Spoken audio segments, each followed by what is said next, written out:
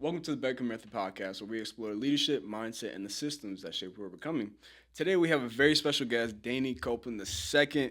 He's a certified personal trainer, recording artist, president of Koji Apparel Company, and a man of faith. Danny, it's good to have you here, my brother. Man, thank you for having me. Absolutely, man. This is going to be really fun, and I've been looking forward to this for a long time. And today we have, I think, because of who we both are, we have some really good topics that we're going to cover. But today we're going to be speaking a lot about faith and identity. Yeah. I think we've been able to, I think for both of us, these past couple years, especially, man, have been pretty defining. I know there's a lot going on for both of our lives. Oh man, yeah. And I want to make sure that for those watching and listening, that they understand how to do it, how to go about it the right way. Through faith and understanding who they are before God, right? Yeah. So tell us, man, how would you describe yourself in the most sober way possible? Who is Danny Copeland? So Danny Copeland is, I would say, a man of great faith. One who puts Jesus Christ before everything. I've been through many trials and tests, and I always found my way back to Jesus. And I would describe myself as a man of great faith, but one that holds a lot of courage and integrity. Yeah. Integrity, I would say, is huge in my life.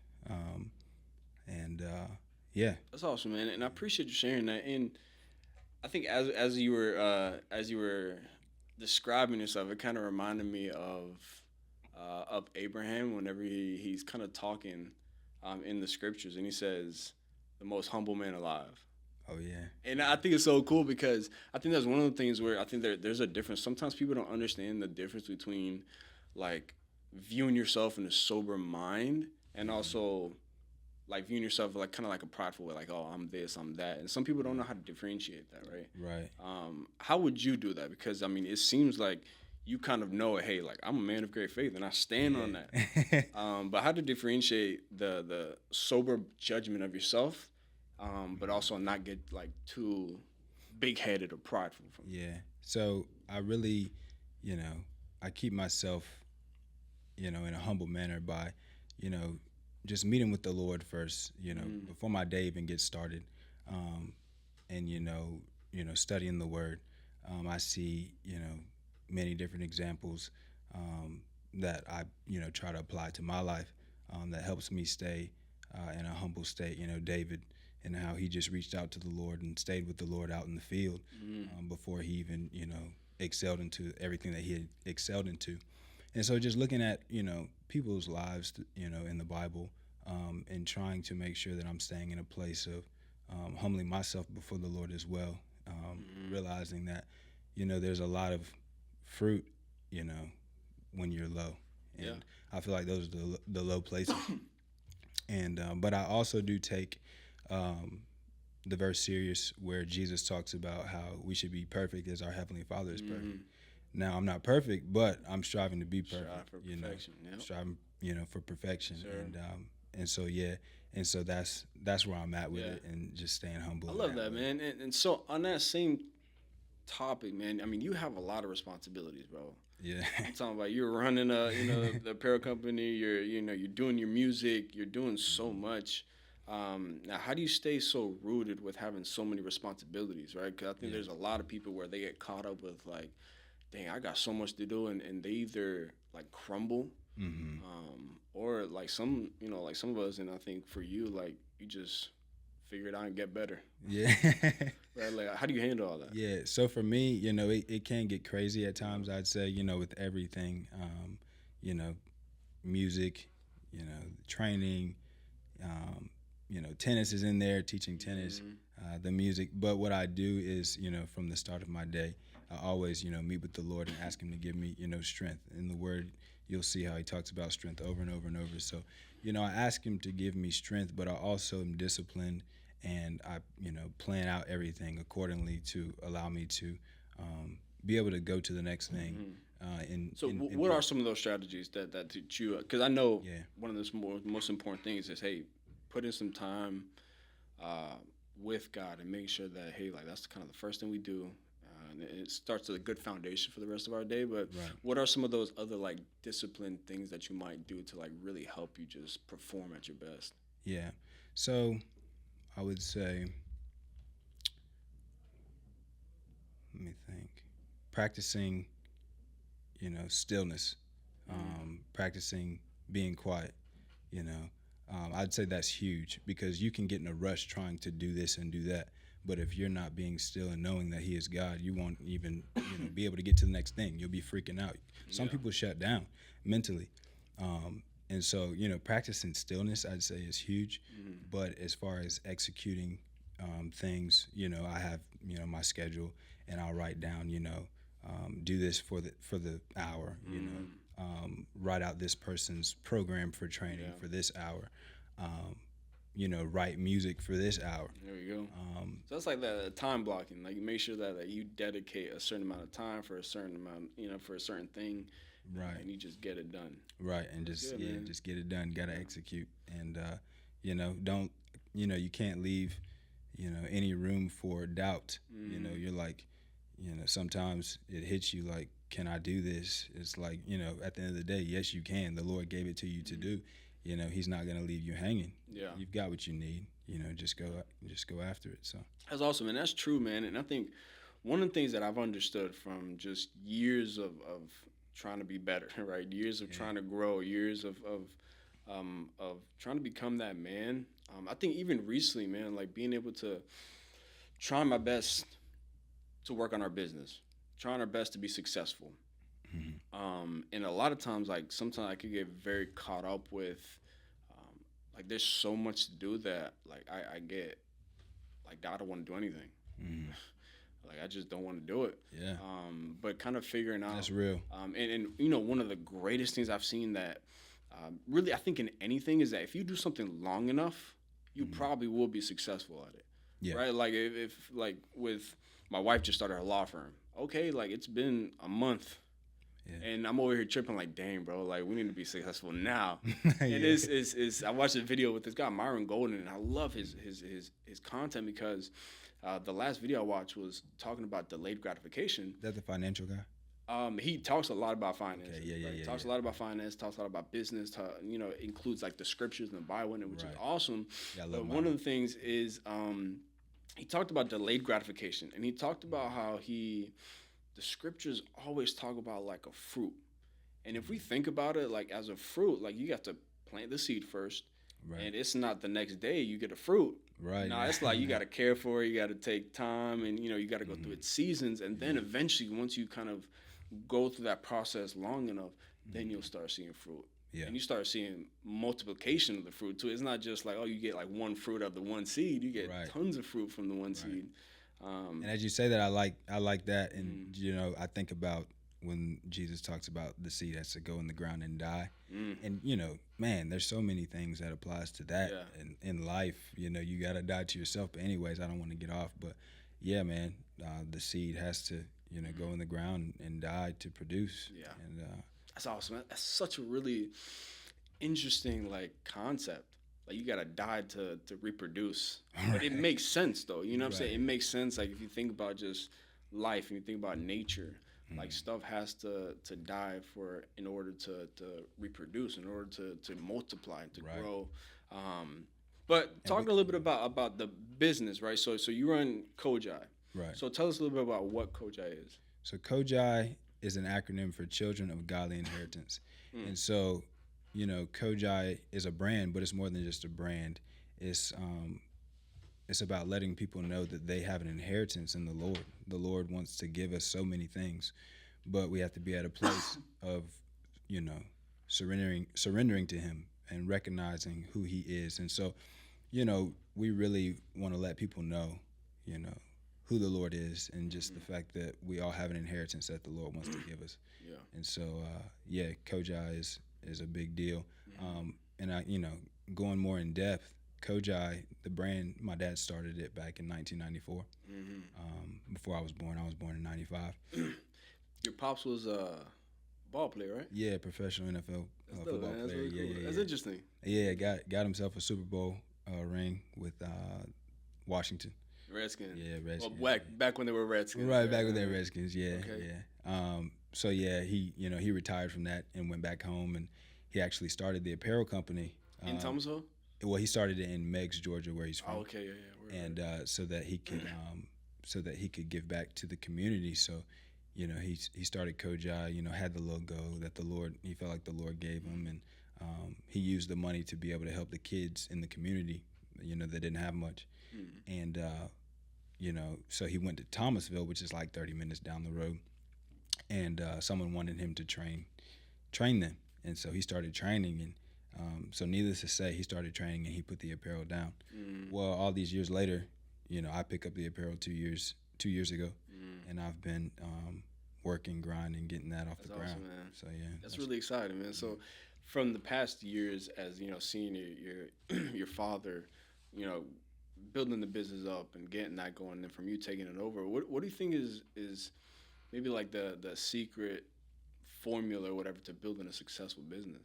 Yeah, so the secret formula, I'd say, is it all falls back on your relationship, with the Lord, because you can do all the necessary things, put the necessary things in place, but end up crashing later and chasing something that is unattainable. But so building that relationship with the Lord and letting Him lead you, and He puts things in place, for me. To where I don't have to stress about this or stress about that. Now, sometimes it does get hard, but you have to, trust that He's gonna make a way. But so that's where I'm at with it, I'd say. Yeah. So yeah. That's awesome. No, thank you for sharing that, man.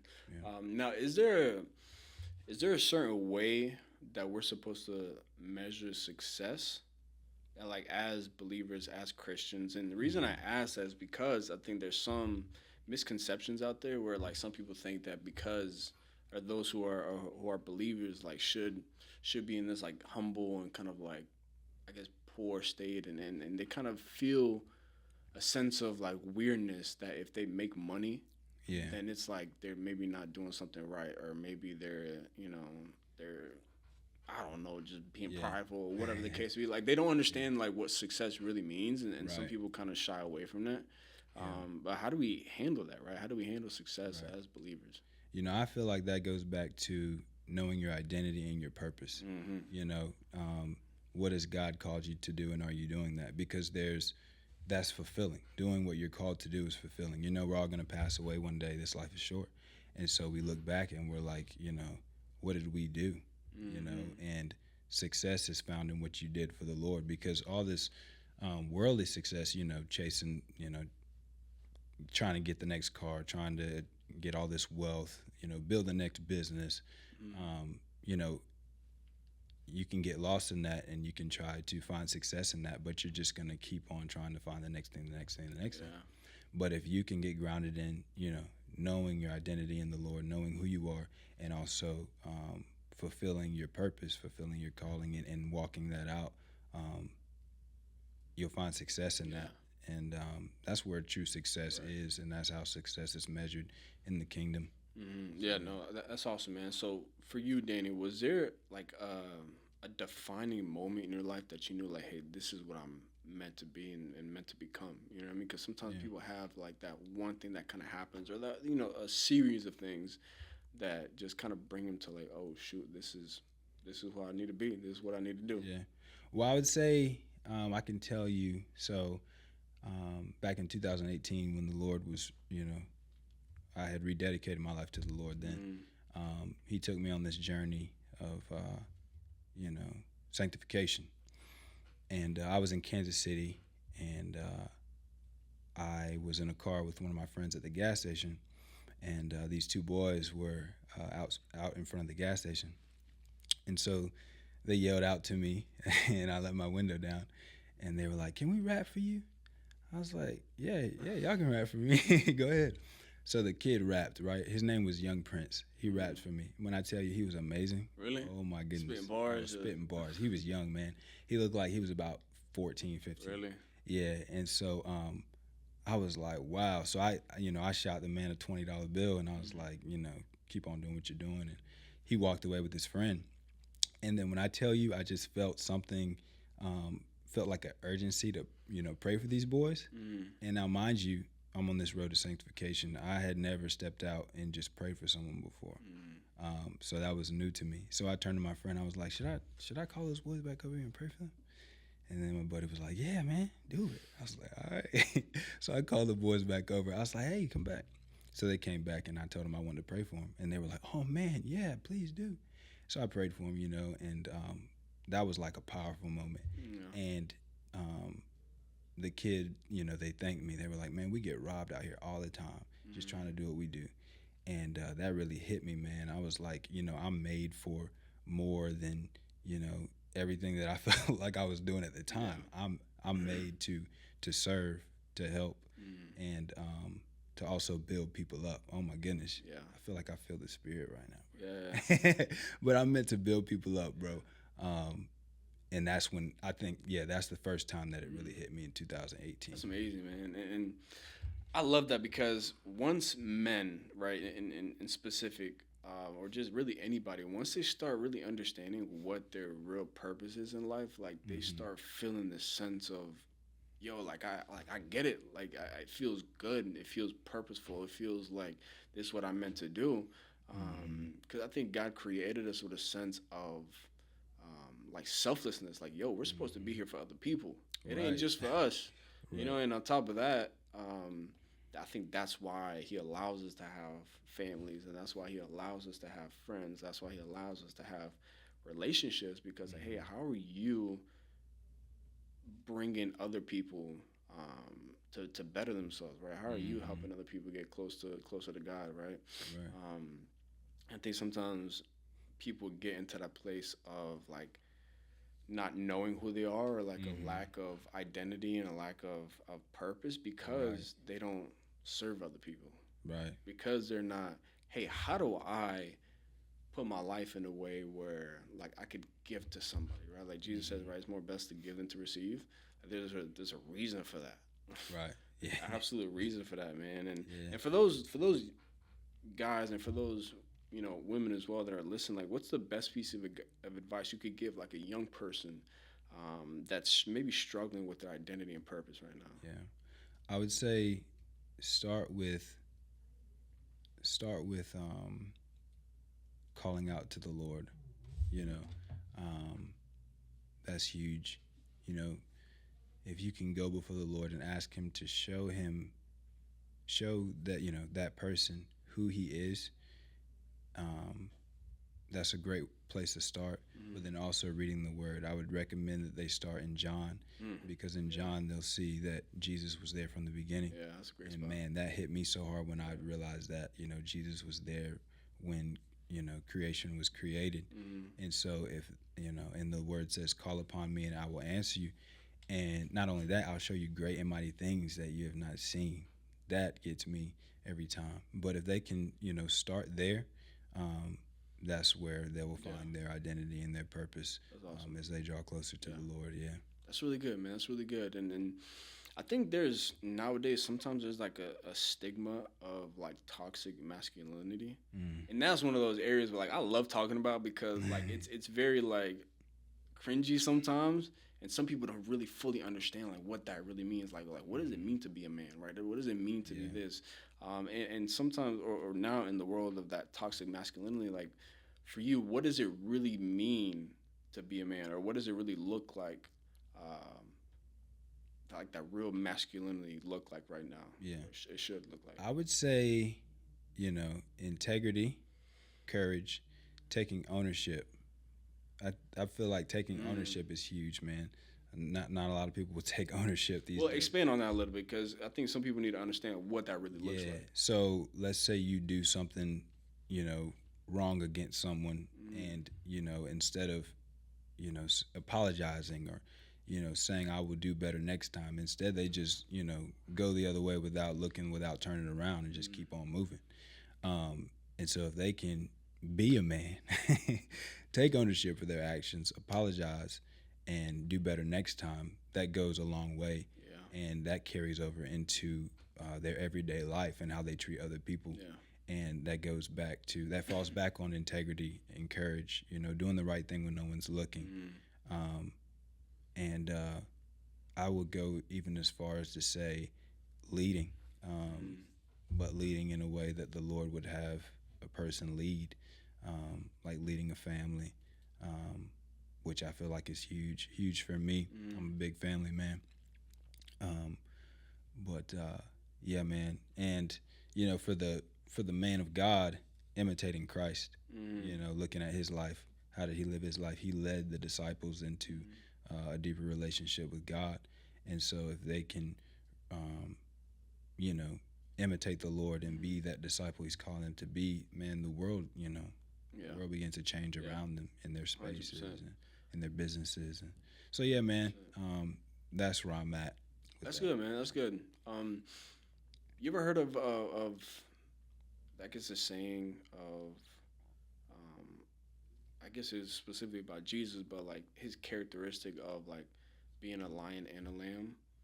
And I think about that as I think about the other scripture where it says like iron sharpens iron, and like helping men understand like, okay, what does that really look like? Like, what does it look like for iron to sharpen iron? Because sometimes I think people see Jesus as like this very soft, like meek, like, oh, I don't want to, I don't want no problems, I don't want this, but like Jesus says that he came to bring division. He said he came to bring a sword. Like, bro was not playing. Like, there was times where he told his own boys, like, yo, get behind me, Satan. Right. Like, I'm not dealing with this. So how can we translate that into like nowadays where you have maybe another man or another brother and really helping them understand, like, hey, bro, there's a difference between like being soft and being caring, but also like being like stand firm on your convictions. Don't let that stuff slide. Right. And like what does that really look like? Like the iron sharpens iron. Yeah. So, for me in my own life, I can tell you, just having people come alongside me and check in on me and ask me questions that have to do with what I'm doing. Am I staying on task? Am I keeping the Lord first and foremost? Helping me to be the man that I'm called to be. I see that as sharpening iron, sharpening iron. Sometimes that doesn't feel good, huh? Sometimes it does not feel good. Oh my goodness, sometimes it does not feel good. Yeah. And that can tie into, like let's say you and I are in the gym and we're working out and I don't want to push no more. But you're telling me, no, you can do it, and pushing me to be better. So really, the man or woman pushing each other to be better in their everyday life is how I see iron sharpening iron. So. That's good, man. That's good. Well, thank you for sharing that, bro. I think that's awesome, man. So there's one thing that I think I want to hit on briefly, and that's with that's with churches nowadays, because I've seen some things, and I want to make sure that, hey, like kind of what we briefly talked about, like being able to stand firm on convictions, like even if people don't like to hear it. Right. But do you think there's some things that maybe modern churches avoid talking about for the sake of like not offending people? Yeah, so I feel like the gifts of the Spirit, I feel like they shy away from that because, they don't want to freak anybody out, because it's not normal. It's not what we see. Yeah. And the gifts as far as such as the gift of tongues, the gift of prophecy, these things, I don't see them talked about as much as they should be in churches because they're valuable, especially with warring against the devil. And, he's here to kill, steal, and destroy us. And if we can fight spiritually, oh, my goodness, we'd be in a much better state, I feel like. So I feel like that's huge. I was recently at a church where they just busted out laughing. And I was like, what in the world is going on? But a woman sent me a scripture. It was in Psalms. I can't remember the exact reference. But it talked about holy laughter and, how the Lord would just hit people with it. And, after seeing that scripture, I was like, okay, it was believable. But in the moment, I was kind of like freaked out a little bit by it because I had never seen anything like that. People just laughing, like going crazy, out of nowhere. But I never want to, this is, my advice to people when stuff like that does happen or break out. don't leave yourself or don't put yourself in a position to question what God is doing. Be open to what the Lord is trying to do. Now, a person may be acting out, maybe, out of their own will to be a distraction. But you never want to put yourself in a position to where you're just dissing what the Lord is doing, because that'll come back to haunt you. Yeah. So always be open to what the Lord wants to do. That makes sense. Yeah. Same. Thank you for sharing that, man. That's good. That's good. Yeah, And to close off, as a man of faith, what are maybe some steps that you've personally kind of been through or learned that helps us be truly successful, like just in everything? I'm talking about business, health, faith, whatever the case may be. Like, how do we become truly successful? Yeah. So, like I said before, I would say staying before the Lord when you wake up, make sure that you are seeking Him first and foremost, but also putting things in place, like a schedule, making sure that you're writing everything down so you're well disciplined, so that you're not, all over the place. We call it scattered brain. You don't want to be scattered brain, especially if you're a person that desires to have a family one day.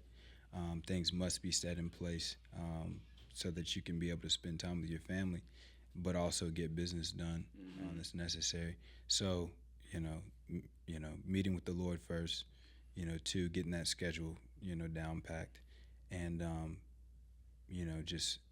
staying in that place there. That's good, man. Thank you for sharing That's that, bro. huge. That was awesome. Yeah, Well, Danny, it was a pleasure, bro. Yeah, I man. know me and you, Likewise. this ain't gonna be the last time. I know Nah, we talked nah. about earlier. I think you are, for the most part, comfortable being on camera. Yeah. I mean, we would love to hear more from you, man. So thank you so much for coming out, bro. Thank you. Absolutely, Really absolutely. enjoyed it. Thank you so much. And then for everybody listening, thank you so much for coming out, for listening. Please, if you've gotten any value from this, like, comment, subscribe, and we'll see you next time on the Betancur Method. Appreciate y'all.